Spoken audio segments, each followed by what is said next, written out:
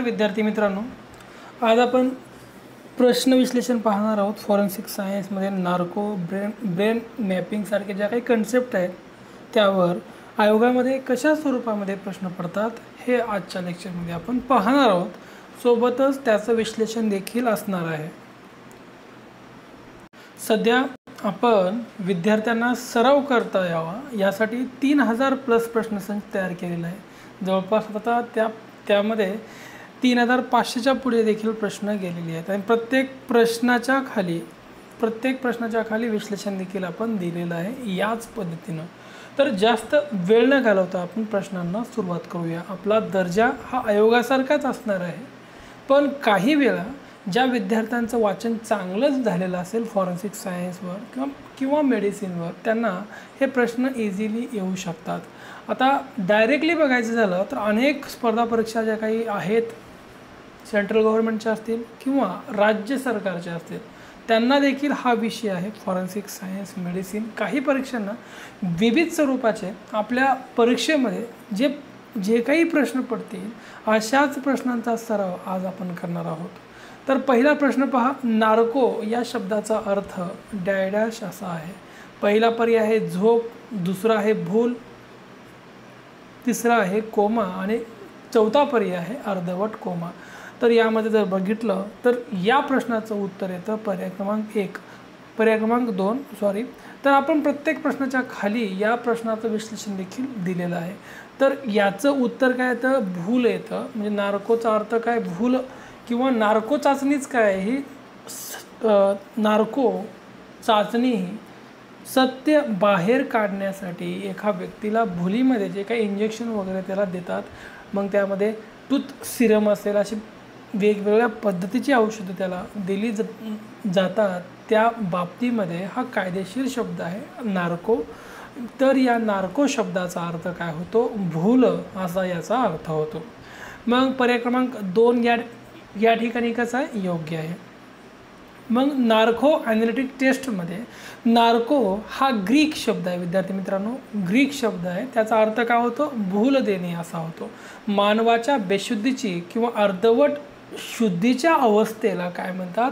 Narco असे संबोधले जाते. तर हे लक्षात घ्या, ही लाईन खूप महत्त्वाची आपल्यासाठी. तर यामधील प्रश्न नार्को ब्रेन मॅपिंग सारख्या कन्सेप्टवर आपल्या अभ्यासक्रमावर जेवढे काही प्रश्न आपण बनवलेले आहेत त्यावरले प्रश्न आजच्या प्रश्न विश्लेषणमध्ये असणार आहेत. तर नार्को चाचणीच्या बाबत पुढील योग्य विधाने निवडा.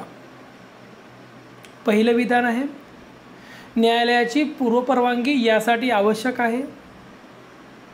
दुसरं विधान आहे मानवी हक्क आयोगाची परवानगी घेणं गरजेचं आहे.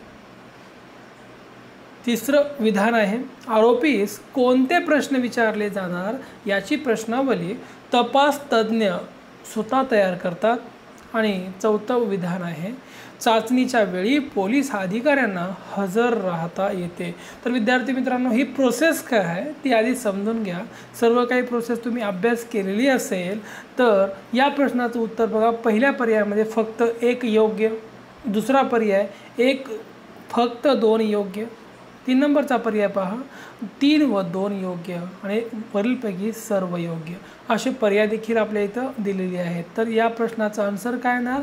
नार्कोबाबत आपल्याला विधानं विचारलेली आहेत, तर या प्रश्नाचा आन्सर आहे फक्त 1 योग्य. न्यायालयाची पूर्वपरवानगी नार्को घेण्यासाठी आवश्यक असते, त्यामुळं पहिलं विधान कसं आहे? योग्य आहे. मग या संपूर्ण चाचणीबाबत आपण विश्लेषण करून घेऊया. तर बघा, कोणकोणत्या कंडिशन असतात नार्को घेण्यामध्ये? तर न्यायालयाची पूर्वपरवानगी आवश्यक आहे. त्यानंतर आरोपीस कोणते प्रश्न विचारले जाणार याची प्रश्नावली तपास अधिकारी तज्ज्ञाकडे पाठवतात, तेच तयार करतात, तज्ज्ञ तयार करत नाहीत. चाचणीच्या वेळी पोलीस अधिकाऱ्यांना हजर राहता येत नाही, हे पण लक्षात घ्या. संशयितांची तपासणी झाल्यावर त्याने दिलेली उत्तरे, त्याचे मत, अहवाल तपास करणाऱ्या अधिकाऱ्याकडे पाठविला जातो आणि संशयितांची तपासणी झाल्यावर त्याने दिलेली उत्तरे, त्यांचे मत अहवाल तपास करणाऱ्या अधिकाऱ्याकडे पाठवला जातो, हे आपण आत्ताच पाहिलेलं आहे. मग नार्को कंडिशन कशी आहे हे आता आपण हळूहळू पुढे पाहणार आहोत. जसा प्रश्न येईल त्या पद्धतीने आपण त्याचं विश्लेषण घेणार आहोत, म्हणजे तुमच्यावर देखील ओव्हरलोड होणार नाही. दुसरा प्रश्न आहे पुढचा बघा. संचिताकडे प्रश्न काय बघा.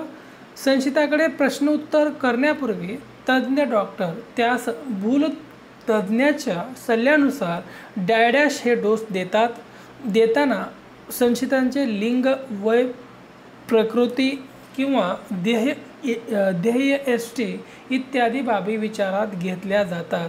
तर त्यामध्ये जर बघितलं तर तज्ज्ञ डॉक्टर जे आहेत, तज्ज्ञ जे आहेत, कोणकोणती औषधं या नार्कोमध्ये दिली जातात हे आपल्याला विचारलेलं आहे प्रश्न. तर पर्याय बघा, फक्त 1 व 2 योग्य. 2 नंबर पर्याय 2, 3, 4 योग्य. 3 नंबर पर्याय फक्त 1 योग्य आणि 4 नंबर 1, 2, 3 योग्य.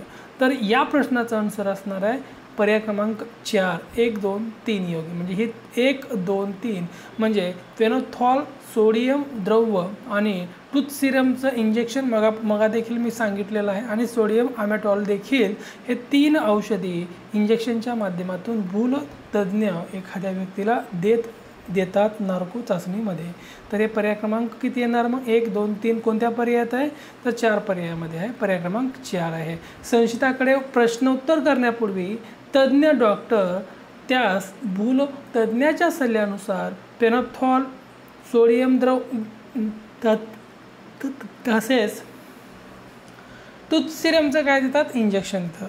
तसेच सोडियम अमॅटॉल हे 3 औषधं लक्षात घ्या.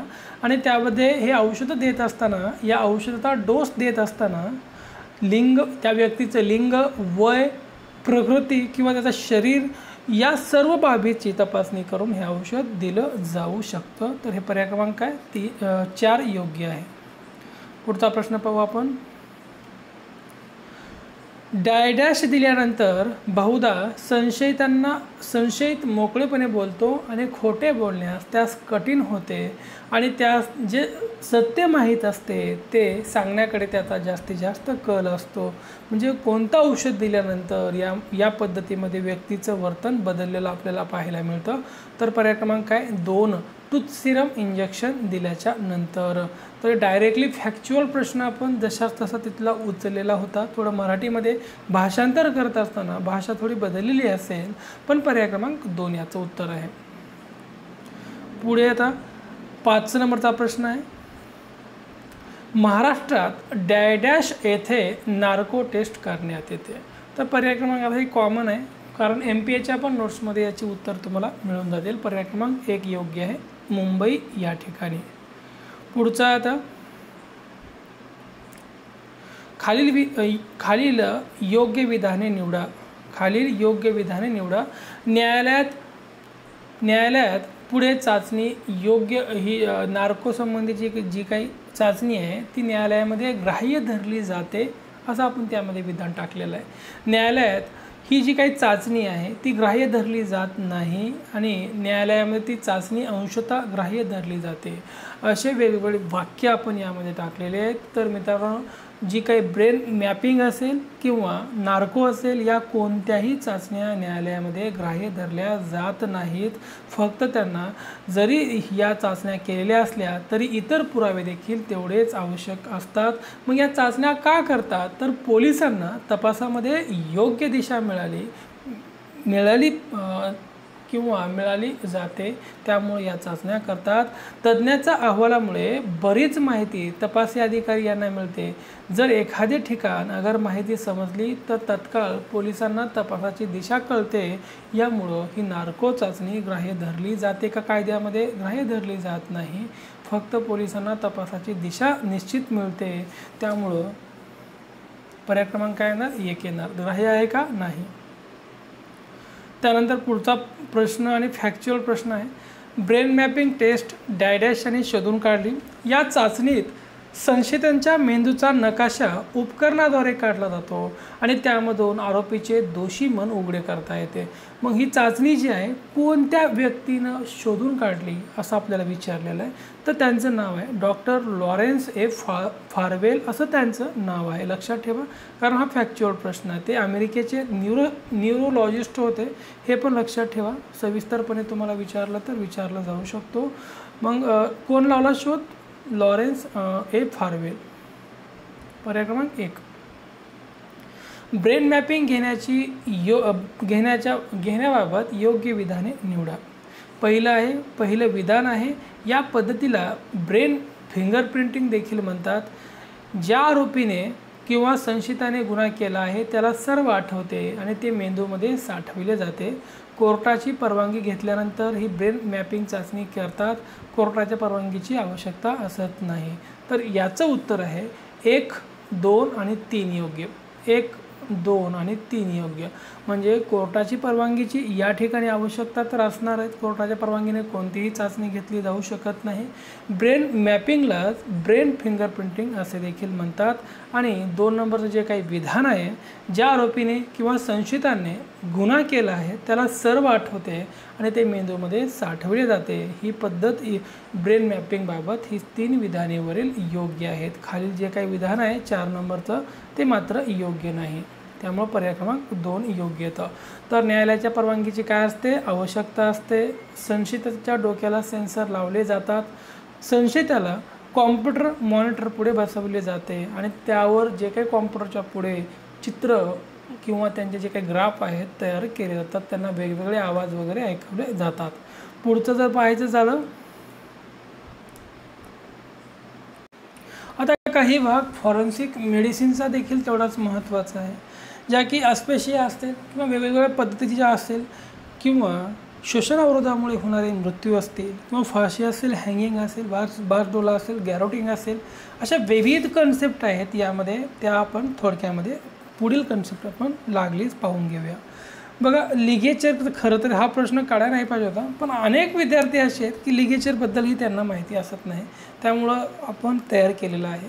कारण एकतर आपल्या ड्युट्या अशा आहेत, त्यामुळं या पद्धतीनं देखील प्रश्न निघू शकतो, ज्यामुळं आपण काढलेला आहे. लिगेचरमध्ये खालीलपैकी कोणत्या बाबीचा समावेश होतो? त्यामध्ये पहिला पर्याय साडी, नवलांच्या दोरी वगैरे किंवा सायकल ट्यूब असेल किंवा प्लास्टिक पाईप असेल, ज्या की दोरीसम असतात किंवा ज्यामुळं फाशी घेतली जाते किंवा ज्याच्या सहाय्याने फाशी घेतली जाते त्याला काय म्हणतात? लिगेचर म्हणतात. मग त्यामध्ये मफलर असेल, सायकलच्या किंवा प्लास्टिकच्या तारा असतील किंवा प्लास्टिकच्या धातूच्या तारा असतील, विविध प्रकारच्या साडी असेल किंवा अशा काही गोष्टी की ज्यामुळं एखाद्या व्यक्तीला फास बसू शकतो, त्याला काय म्हणायचं? लिगेचर असं म्हणायचं. म्हणून पर्याय क्रमांक काय ना 4 वरीलपैकी सर्व गोष्टींचा समावेश या लिगेचरमध्ये होतो. एक कॉमन प्रश्न आहे, प्रश्न खरा असा निघू शकणार नाही, पण मी काढलेला आहे तुम्हाला ही कन्सेप्ट समजावे या उद्देशाने. पुढचं पाहूया आपण. जेव्हा एखाद्या निग्रोने लहान मुलासोबत जघन्य अपराध केलेला असेल तेव्हा शिक्षा म्हणून ही एक अमेरिकेतील पद्धत आहे.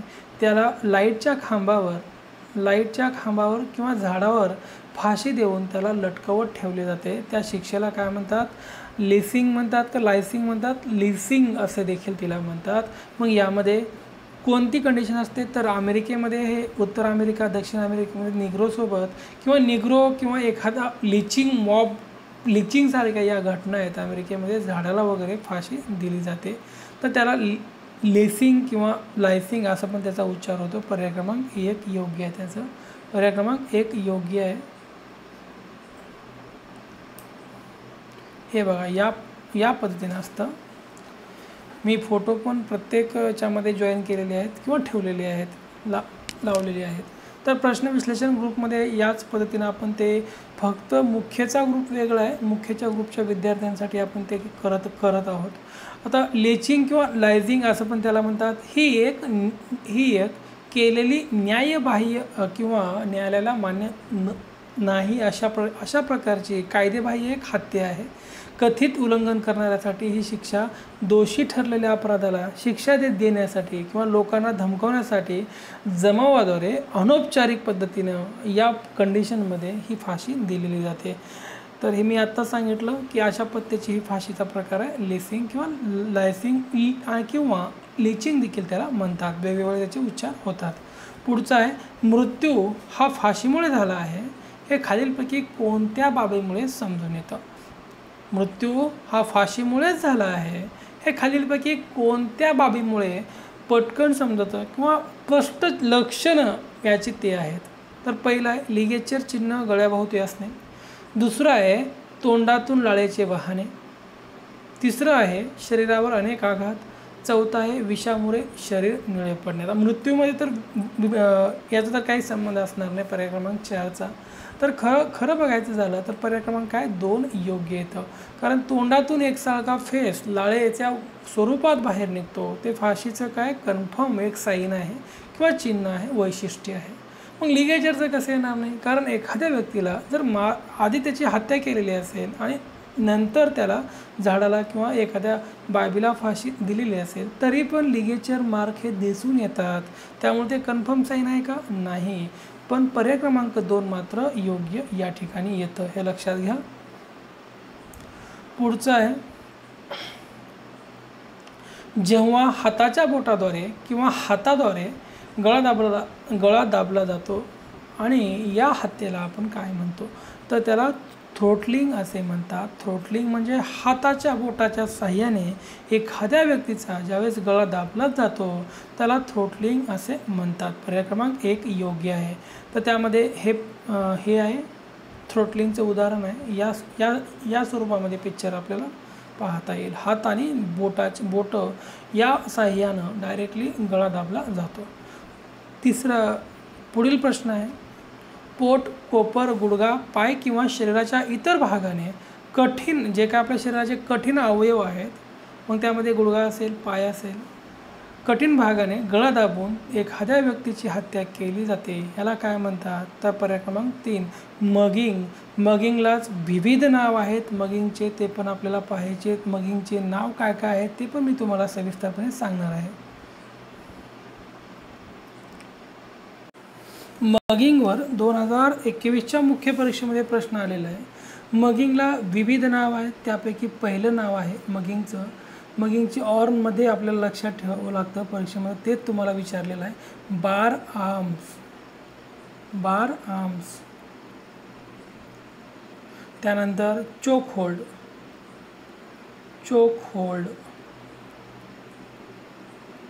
होल्ड. तिसरं आहे कॅरोटिड स्लीपर. त्यानंतर तिसरं नाव आहे मगिंगचं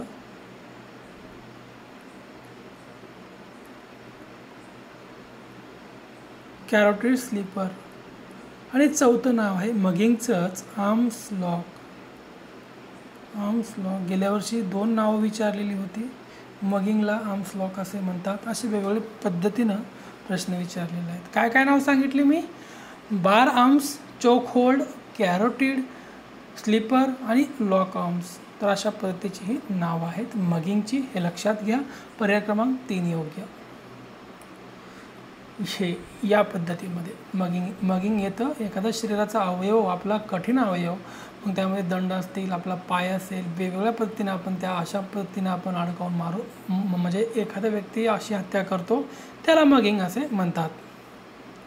पुढचं आहे जेव्हा पाय, गुडघा, कोपराचा बाक किंवा इतर काही घन पदार्थांनी घसा गळा दाबला जातो, जेव्हा 2 मजबूत बांबूने मानेवर दबाव टाकून खून केला जातो तेव्हा त्याला काय म्हणतात. म्हणजे हा प्रश्न बांबूच्या साह्याने ज्यावेळेस एखाद्या व्यक्तीची हत्या केली जाते तर त्याला काय म्हणतात बांसडोला किंवा बांसडोला असं पण त्याचा उच्चार होतो. हे या पद्धतीने ही मान असते आणि हे बांबूचे जे काही आपले 2 टोक आहेत ते बांधलेले असतात आणि या साईडनं हे दाबल्यानंतर एखाद्या व्यक्तीची हत्या होते. म्हणजे त्याचं काय होतं पूर्ण गळा दाबला जातो. याला बांसडोला असे म्हणतात. हा उत्तर भारतामध्ये जास्त प्रचलित असा प्रकार आहे. एक मजबूत बांबूची काठी यामध्ये वापरली जाते हे पण लक्षात घ्या. त्याला काय म्हणतात बांसडोला. पुढचा आता डॅडॅश ही आणखी एक अशी पद्धत आहे भारतात 1862च्या सुमारास जी ठगानी एक ही पद्धत वापरलेली होती. कोणती आहे ती पद्धत?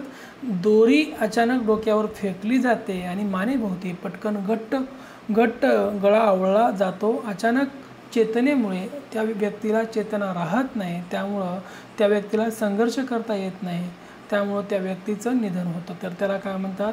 त्याचं उत्तर काय? गॅरोटिंग. एखाद्या वायरने, एखाद्या दोरीने अचानकपणे एखाद्या व्यक्तीवर हमला केला जातो. ही उत्तर भारतामध्ये ठग लोकांची पद्धत होती. त्याला काय म्हणतात? गॅरोटिंग असे म्हणतात. गॅरोटिंग ही एक पद्धत आहे जी उत्तर भारतामध्ये ठग लोकांनी वापरलेली होती, अनेक काळ ती चाललेली होती. त्यानंतर पुढे गॅगिंग त्यानंतर पुढचा प्रश्न आहे 9 नंबरचा. डॅडॅशमध्ये गुंडाळलेले कापड, कागद इत्यादी तोंडात किंवा ॲरोफ्रियन्स खोलवर गुंडाळले जाते, त्यामुळे व्यक्तीचा मृत्यू होतो. म्हणजे एखाद्या व्यक्तीच्या तोंडामध्ये गुंडाळलेले कापड, कागद किंवा इतर ज्या काही बाह्य वस्तू आहेत त्या ज्यावेळेस त्या तोंडामध्ये गेल्या जातात त्यामुळे त्याचा काय होतो? निधन होतं. त्याला काय म्हणायचं? गॅगिंग असे संबोधले जाते. हे प्रश्न खूप महत्त्वाचे आहेत. सांगण्याचे कन्सेप्ट ही माहिती पाहिजे. कन्सेप्ट माहिती असेल तर सगळं काही माहिती होतात. पुढचा आहे 10 नंबरचा प्रश्न बघा. अन्नाचा तुकडा घशात अडकतो. इतर वस्तू म्हणल्यानंतर काय म्हणतो? त्याला आपण गॅगिंग. पण अन्नाचा तुकडा ज्यावेळेस तोंडामध्ये अडकतो आणि श्वसन अवरोध होतो त्यावेळेस त्याला काय म्हणतात? चोकिंग असे म्हणतात. हे लक्षात घ्या. अन्न आलं की चॉकअप कसं म्हणतो आपण? चॉकअप झालेलं आहे सगळं काही. मग पर्याय क्रमांक काय येणार? एक येणार. पर्याय क्रमांक एक योग्य. हे बघा, चॉकिंगचं अशा कंडिशनमध्ये उदाहरण म्हणतो. तर पुढे आहे चेंगराचेंगरी, वाहन अपघात, भूकंप इत्यादीमुळं अनेक व्यक्तींचं निधन होत असतं, जे छातीवर दाब पडून किंवा ट्रेन किंवा इतर अपघातामध्ये छातीवर दाब पडल्यामुळे अनेक व्यक्तीचं निधन किंवा मृत्यू ओढावतो. त्याला काय म्हणतात? ट्रोमॅटिक अस्पेशिया म्हणतात. हे आता कॉमनली आहे, माहिती असेलच तुम्हाला देखील. हे अशा पद्धतीचं जे काय आहे ट्रोमॅटिक अस्पेशिया असं त्याला म्हणतात. आता विविध प्रकार आहेत श्वसन अवरोधामुळे होणाऱ्या मृत्यूचे. आपण सर्व काही या ठिकाणी घेणार आहोत. रोज एक सिरीज आपलं असणार आहे. अशाच पद्धतीनं आपण MCQ थोडे करून आपण घेण्याचा प्रयत्न करणार आहोत. चला, पुढच्या लेक्चरमध्ये भेटूया नवीन लेक्चरमध्ये. तोपर्यंत धन्यवाद. जे कोणी आणखी एक तुम्हाला सूचना विद्यार्थी मित्रांनो, जे कोणी विद्यार्थी नवीन आहेत आपल्या चॅनलवर, आपल्या चॅनलला सबस्क्राईब करून ठेवा, कारण इथून पुढे तुम्हाला सर्व नोटिफिकेशन त्याच ठिकाणी मिळणार आहे. आणि जर आपल्या ग्रुपमध्ये जॉईन व्हायचं असेल तर 8888 हे जो काय आपला नंबर आहे या नंबरवर एक मॅसेज करावा. त्या ग्रुपमध्ये तुम्हाला जॉईन केलं जाईल. त्याची जी काय फीस आहे पेड आहे. दररोज संध्याकाळी 9 ते 10 हे आपलं चालतं. तर लक्षात घ्या. आणखी आपण रोज एक सिरीज म्हणजे जास्तीत जास्त प्रश्न कशा पद्धतीने सोडवले जातील, इतर कायदे असतील, भारतीय दंडसंहिता असेल, सर्व प्रश्न आपण या माध्यमातून तुमच्यासाठी उपलब्ध करून देणार आहोत. तेही फ्री ऑफ कॉस्टमध्ये असतील. चला, धन्यवाद विद्यार्थी मित्रांनो.